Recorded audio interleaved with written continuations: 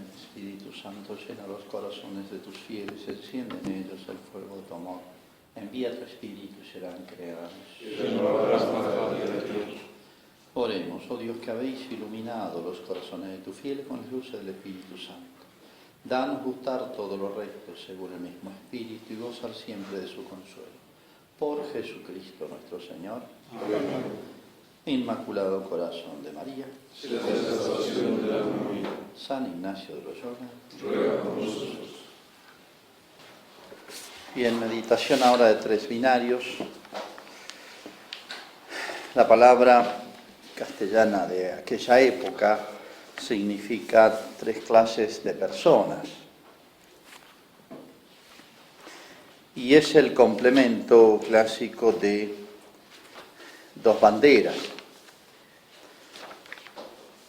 Dos banderas está ordenado principalmente a ordenar más bien la inteligencia, percibir que Dios me llama.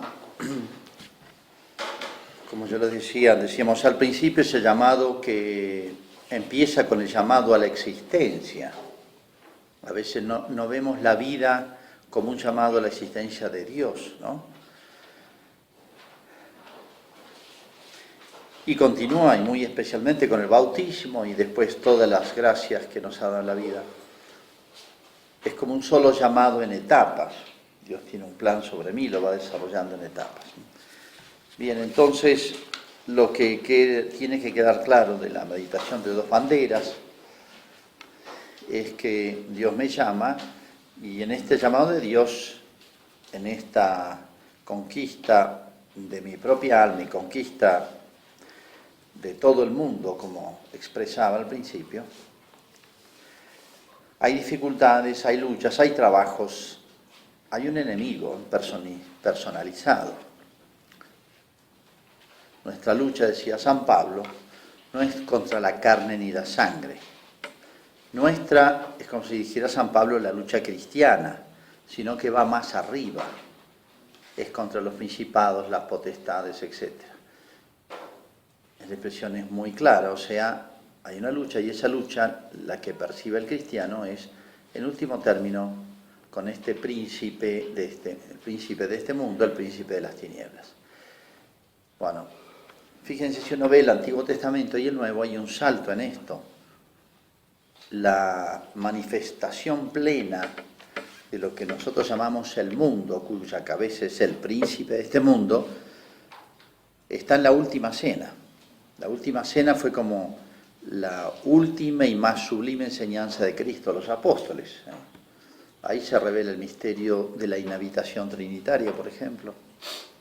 Y ahí les explica a Cristo, ya en los umbrales de la muerte, del juicio, los juicios a Cristo y la muerte, le describe profunda y teológicamente lo que va a pasar en horas, para que entiendan la pasión.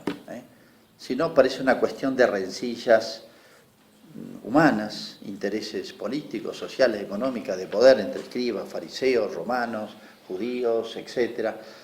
Esto va mucho más arriba, mucho más atrás. Esa larga explicación sobre el mundo, el príncipe de este mundo. Si el mundo me odia, os odia, a mí me odió primero. Entonces, si leemos atentamente la última cena, encontramos ahí la descripción, o la clave para entender lo que va a pasar en la pasión de Cristo. Bueno, esa es la historia de la humanidad, este combate. Entonces, este llamado de Cristo, este seguimiento de Cristo, por cualquier camino que sea, va a encontrarse en la vida nuestra con muchas dificultades, enemigos externos y enemigos internos.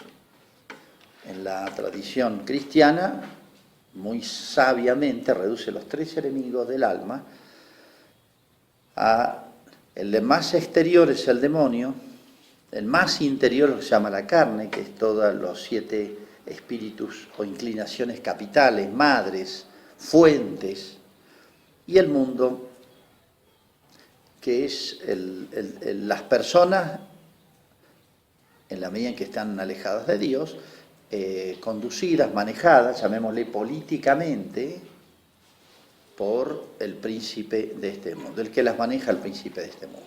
O sea que el demonio trabaja, llamémosle directa e indirectamente, doblemente. Y tiene un aliado interno, que es lo que se llama la carne. Es decir, nuestra voluntad, dicho en otras palabras, está hackeada, solicitada por estos tres enemigos del alma, del bien obrar. El más constante, interior, asiduo, es lo que se llama la carne. El lenguaje de San Pablo es esto, ¿no? La carne. La carne lucha contra el espíritu y el espíritu contra la carne. Ay de mí, ¿quién me librará de este cuerpo de muerte? En fin. Ahí está entonces, no es uno, sino tres, no podemos reducir a eso. Entonces, nuestro combate espiritual no es simplemente, no es solo percibir, no es una cuestión doctrinal que si yo la estudio y ya está.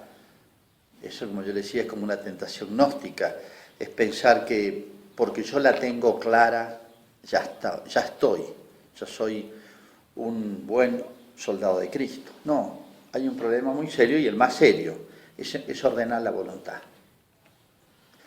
La que arrastra a la persona es la voluntad.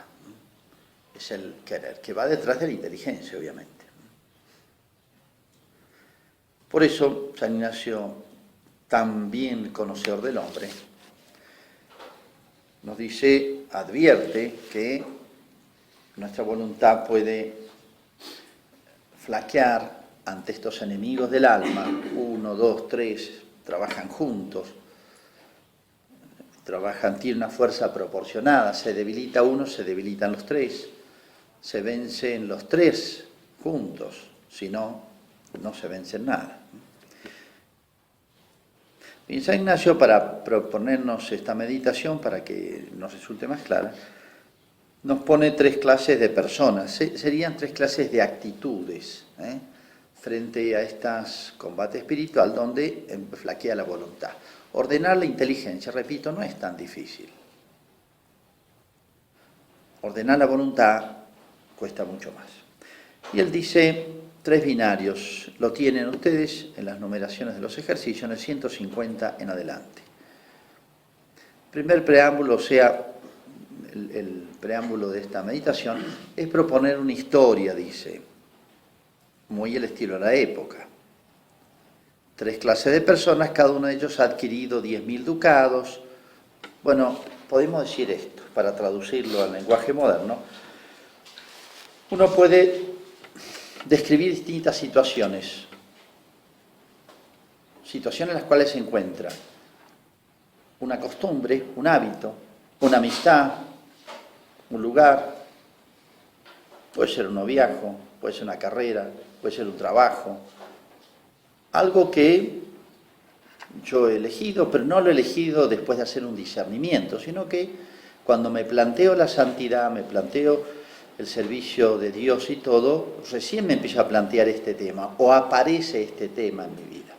Puede ser cualquier circunstancia, cosa, persona, costumbre, etcétera, en la cual esté involucrado yo. Una cosa obviamente cambiable, mudable. Hay tres actitudes, dice. El primer binario, la primera clase de persona, se da cuenta que para poder ordenar la voluntad de Dios, servir a Dios, alabarlo, reverenciarlo y servir a Dios, hace falta ordenar los afectos, la voluntad, y detrás de la voluntad los afectos, todos, ¿no? Dice el primer clase de personas querría quitar el apego que siente a la cosa adquirida para hallarse en paz con Dios, pero no pone los medios hasta la hora de la muerte. Es decir, acá la psicología del que dilata. Si yo sé que esto no me hace bien, obviamente cada uno tiene que poner sus propios ejemplos, sus propias situaciones, circunstancias. En la vida de cada uno de nosotros siempre hay algo que nos es una fuente de ocasión, de pecado, de tentación, ¿no? evitar las ocasiones próximas de pecado, decimos por eso, ¿no? Esto se convierte en una ocasión próxima de pecado, ¿no? Querría quitar el apego, pero no pone los medios hasta la hora de la muerte. Es lo que se suele llamar voluntad débil, veleidad. Dice el libro de los Proverbios, desea el perezoso, mas no cumple su deseo. Es los invitados a la cena, lo pueden encontrar en Lucas 14, 16, 24.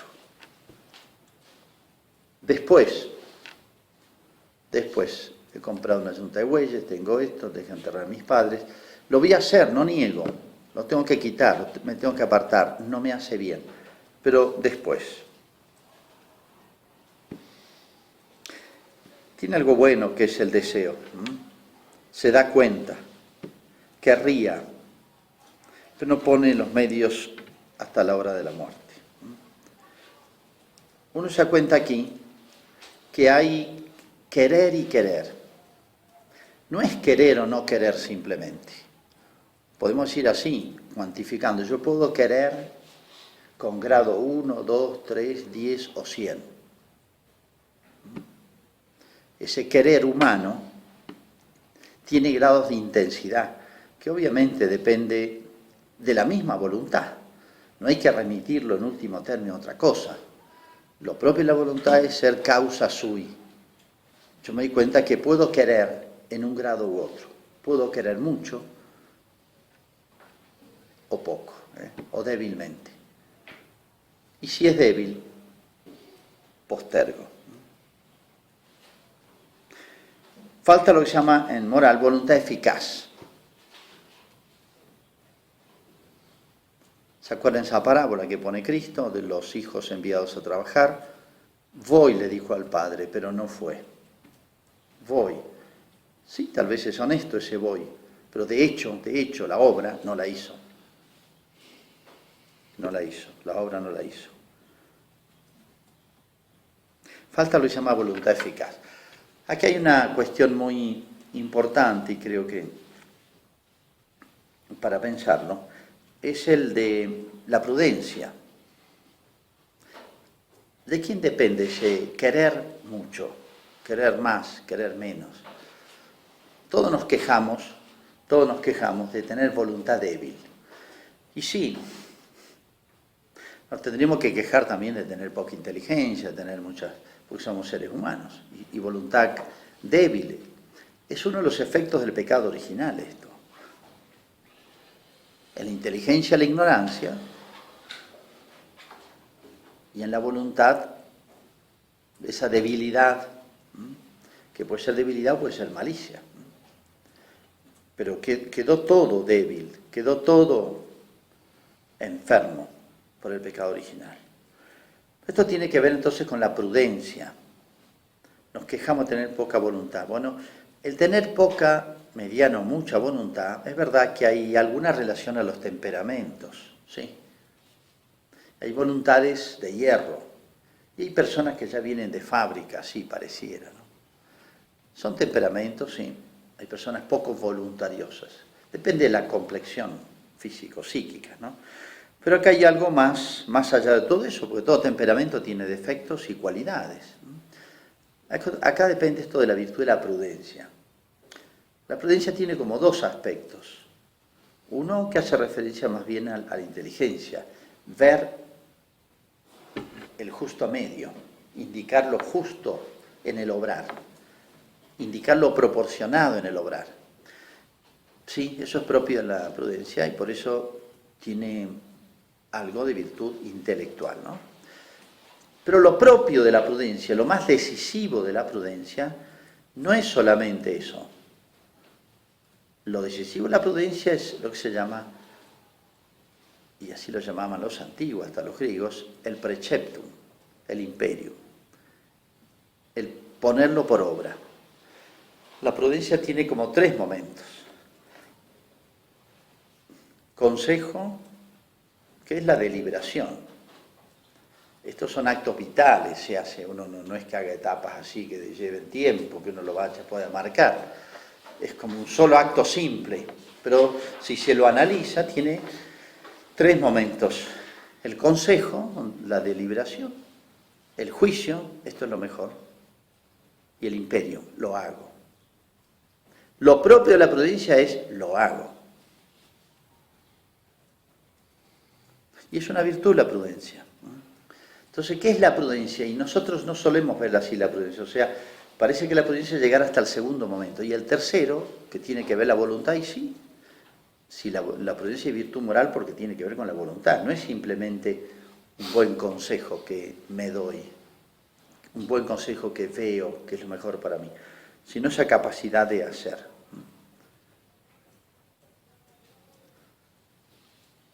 Es el último momento y el más importante entonces de la prudencia. Eso se llama voluntad eficaz. Nosotros somos como un enfermo, y en este caso, en este ejemplo que pone San Ignacio, como un enfermo que, bueno, sabe que tiene que hacerse un tratamiento. Y claro, es engorroso, puede ser doloroso, puede ser incierto. Entonces uno dice, bueno, después, mañana. Yo sé que tengo que hacérmelo, pero después. ¿Qué hacer frente a esto? O sea, todo esto lo han tenido en cuenta, obviamente, Cristo. Nos dice en San Juan 12:25, el que ama su vida la perderá, y el que pierda su vida por mí la ganará. Hay frases muy terminantes de Cristo, parecen excesivamente duras. El que ama su vida la perderá, y el que pierda su vida, se entiende en qué sentido es perder y ganar. El que pierda su vida por mí la ganará. Ahí está, ese perder es lo que llama en la Escritura la abnegación, ¿no? La abnegación, negarse. El que quiera seguirme, niéguese a sí mismo, ese negar. No todos los actos buenos son costosos. Hay algunos que son hasta gozosos, algunos medianamente costosos, algunos más. O en una época la misma cosa me puede costar mucho, y en la misma época, y en otra época no costarme nada. Es así, pero no tenemos que guiarnos nosotros, nuestra filosofía de la vida. No tiene que ser yo hago lo que en este momento me gusta, no me cuesta, me siento bien, sino lo que es bueno. Por eso es tan importante lo que vamos a hacer un poquito más adelante, es lo que se llama la reforma de vida.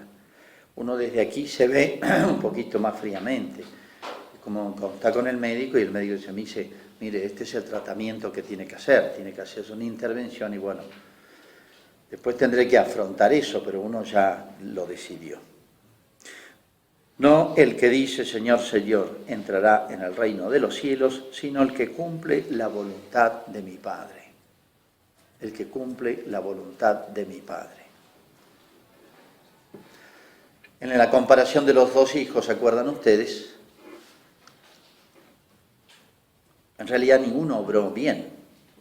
Uno le dice voy y no fue. O sea, la comparación entre el deseo, el propósito y la obra. Vale más la obra. La obra demuestra que en el fondo había propósito. Y otro dijo, no voy, pero después fue. ¿Cuál hizo la voluntad del Padre? ¿El que hizo la obra? El que fue al final. No el que dice, Señor, Señor, entrará, sino el que cumple la voluntad de mi Padre.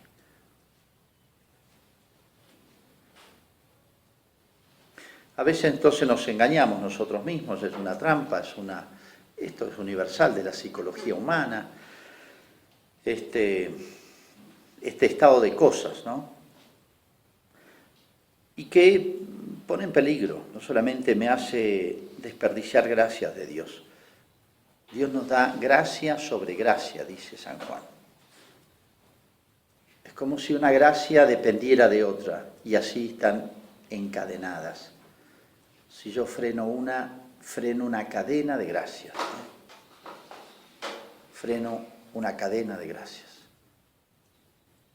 porque vinculada a la fidelidad, vinculada a la respuesta a esta gracia, Dios tiene otra y otra.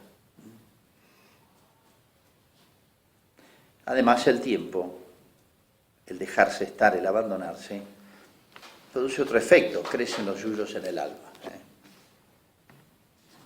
Crecen los yuyos, crecen los malos hábitos, crecen las pasiones desordenadas en cosas pequeñas. Todos nos quejamos de tener voluntad débil. Y sí, yo le decía, es de todos. Y un consejo práctico me parece que es el del Evangelio. El que es fiel en lo poco será fiel en lo mucho. El que es fiel en lo poco parece muy obvio, elemental, pero es realmente genial. El que es fiel en lo poco. Con lo poco podemos. Con las cosas pequeñas podemos. Y a veces le damos poca importancia. El día está lleno de pequeñas renuncias, pequeñas fidelidades, o que incluso aparentan no tener nada que ver con el orden moral, con el orden espiritual, con la fidelidad a Dios. Pequeñitas renuncias, pequeños esfuerzos. Ahora, esas cosas pequeñas, no solamente hay una fidelidad a la gracia, sino que hay un entrenamiento de la voluntad.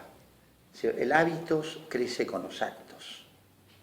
Esos muchos actos pequeños disponen bien al alma para gracias más grandes y entrenan la voluntad para actos medianos o más grandes.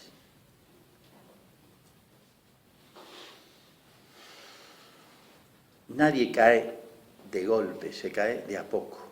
Nadie sube de golpe, se sube de a poco. Entonces, creo que es, en el orden práctico, lo más importante.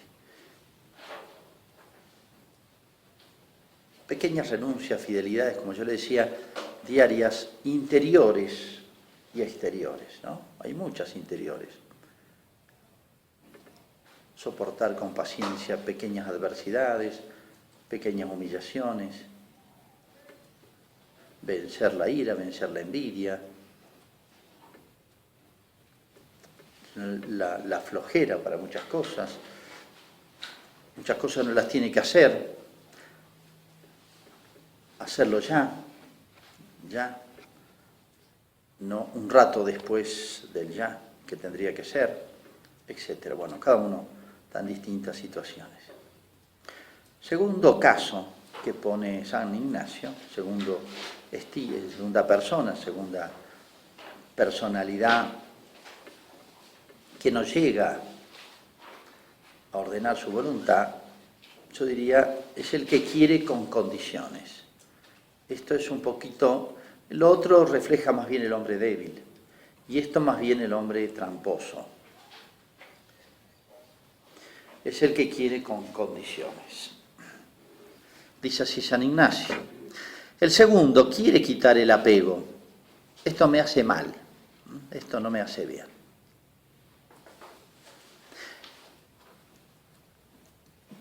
Pero dice, no pone los medios,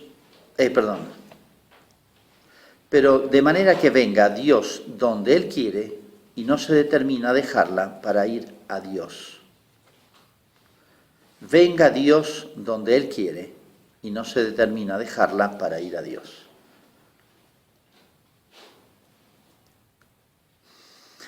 Acá ya hay algo de malicia, como yo les decía.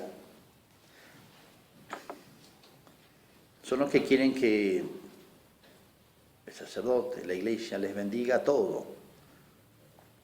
Le eche agua bendita a todo. No. Digamos, esto es falta de honestidad con uno mismo. Recuerden el caso del joven rico, Marcos 10, 17, 22. Marcos 10, 17, 22. Plantea el tema de la perfección, o sea, realmente aparentaba, pocos casos hay en la Escritura frente a Cristo, en la vida de Cristo, con tanta claridad y tanta generosidad en las palabras iniciales. Pero se fue mal, se fue triste, terminó mal la cosa. Si fuera el primer caso, le hubiera dicho a Jesús, me cuesta muchísimo, la verdad. Voy a tratar, pero me cuesta mucho. Directamente se fue triste. Quiere hacerse la idea de que quitando el apego, el afecto, ya está. Y se queda con Dios y con lo suyo, y consigo mismo, ¿entienden? Aquí había, obviamente, en este joven, había un afecto, un apego desordenado a las riquezas. Y él quería quedarse con la perfección y las riquezas a las que estaba apegado, ¿no? Y Jesús le da el remedio, como buen médico, le dice que renuncia a todo, que es la única manera, en el caso de él, en este caso, es la única manera de poder dejar libre la voluntad para seguirlo y ser perfecto. Capaz que hubiera sido uno de los grandes apóstoles junto a los 12, a San Pablo, etcétera, no sé, no sabemos. Pero prometía muchísimo. Tanto es así que es un caso entre tantos que traen los evangelistas, ¿no? Es como un enfermo que va al médico y va con el tratamiento ya. Esto sí y esto no. Quiere hacer opinar a Dios como opina Él. Son trampas del amor de sí. Yo le decía que hay dos amores, el amor de Dios y el amor de sí. El amor de sí tiene 1000 modos distintos. A veces suele llamar reductivamente el egoísmo. Sí, el egoísmo es una forma, pero el amor de sí es mucho más amplio, más profundo. Es lo que está detrás de los 7 vicios capitales, y uno los ve tan distintos, los 7 vicios capitales. Sin embargo, son 7 amores, 7 modos de amor de sí.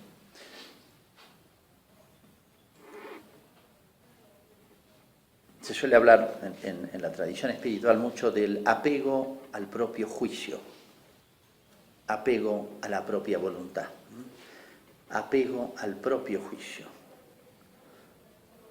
¿Está mal juzgar? No, está bien, es propio de la inteligencia juzgar.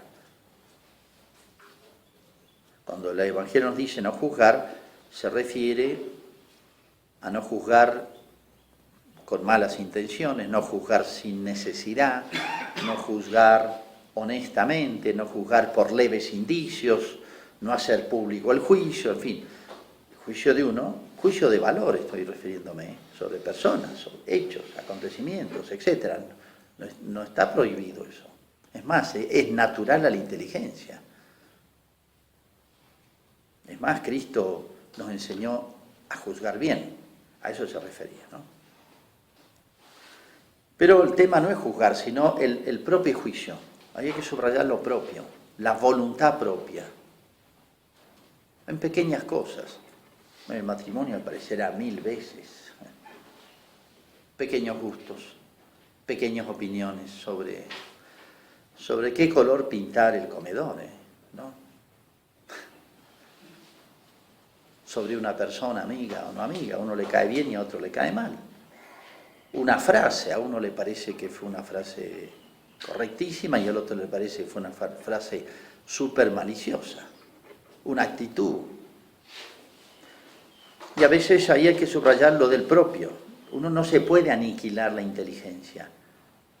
Pero no es fácil, por ese enemigo que tenemos en el fondo del alma, no es fácil desprendernos de ese amor de sí, que toma 1000 formas disimuladas, justificadas, entre comillas, ¿no? Aparentemente justificadas.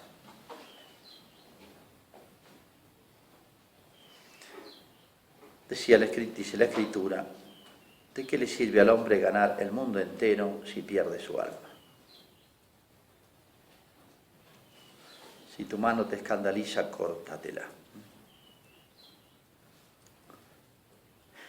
Entonces, acá es tan importante la honestidad con uno mismo, la rectitud de intención. Uno puede equivocarse muchas veces en la vida y todos, mirando para atrás, nos reímos de nosotros mismos, de opiniones que teníamos por muy claras, muy firmes hace años atrás y hoy decimos, hoy veo la cosa de otra manera. No sé si para peor o mejor, pero nos pasa eso. es propio del ser humano. Por eso nosotros contamos más que con nuestras mejores luces, opiniones, donde que se ve en un juicio, se ve en el querer, cualquiera de las dos cosas, ¿no? El querer es la ejecución de lo que yo pienso. Contamos, con lo que más contamos nosotros es con nuestra rectitud de intención. A veces no es nuestra rectitud de opinión, pero sí nuestra rectitud de intención ante nosotros mismos, ante nuestra conciencia y ante Dios.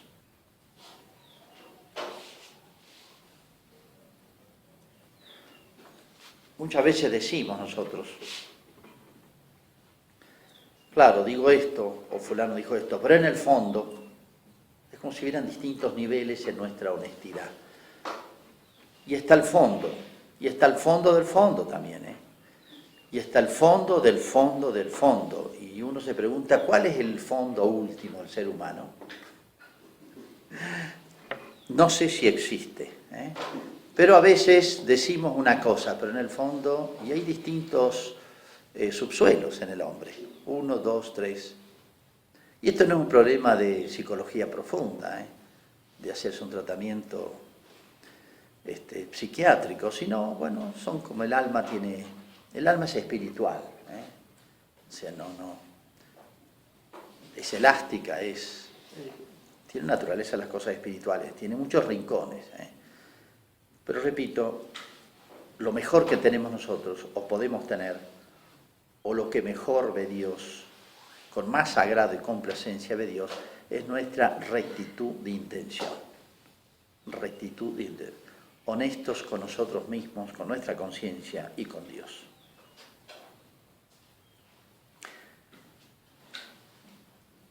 No lo vimos, pero bueno, está en la fórmula inicial.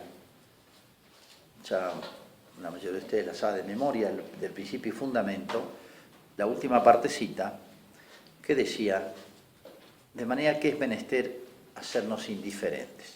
El hombre es creado para alabar, reverenciar, y todas las cosas se le dieron a él, se le dieron al hombre para que llegue al fin. De manera que es menester hacernos indiferentes a todo.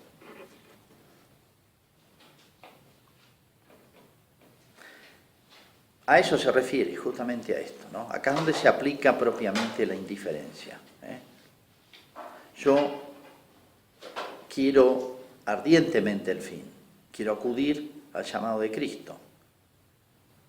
No me interesa por qué camino, por qué medios, los medios que los ponga Él. Esta indiferencia respecto a los medios, no al fin. Esta no es la indiferencia de un abúlico, de una persona que no le interesa nada de nada. Esta es la indiferencia de aquel que ha hecho una gran elección. En la medida es inversamente proporcional. En la medida en que uno quiere mucho algo, un fin, la salud,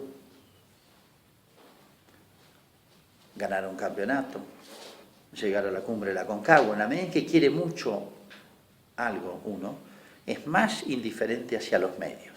Es capaz de todo, mientras más quiere el fin. Por eso, el principio y fundamento y este llamado de Cristo, que es como la continuación, en la medida en que uno mastica y profundiza y vuelve a Él, y en la vida hay que volver siempre, nuestra vida espiritual, nuestra vida moral la tenemos que rehacer todos los días, no solamente a la casa hay que hacerle mantenimiento, al alma. Y la casa, mientras más vieja, necesita más mantenimiento.